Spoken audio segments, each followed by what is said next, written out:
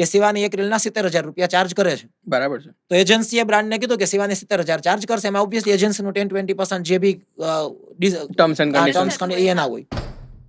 શું કારણ હોઈ શકે જયભાઈ મેનેજર તરફથી આપણને પ્રોપર રિસ્પોન્સ સપોર્ટ ના મળે?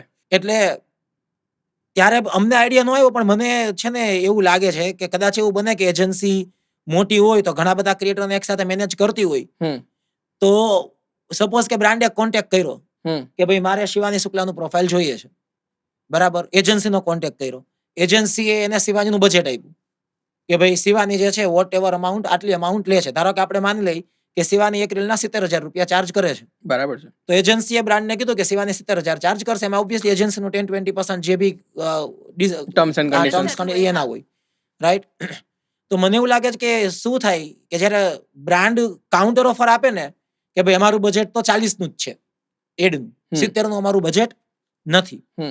તો હવે એક એજન્સી હોય કે જેની પાસે તમને જ મેનેજ કરે છે, તો એ શું કરશે કે બ્રાન્ડને કન્વિન્સ કરશે કે ભાઈ અમે 70 શું કામ લઈએ છીએ, કે તમે 40 થી કદાચ તમે 60 આવો, હું ક્રિએટર સાથે વાત કરું 70 થી એને હું નીચે લઈ આવું, આપણે ક્યાંક વચ્ચે મિડલ ગ્રાઉન્ડ ઉપર મળીએ. બરાબર છે. બરાબર. તો ઈ ડીલ બીજે ન જાય.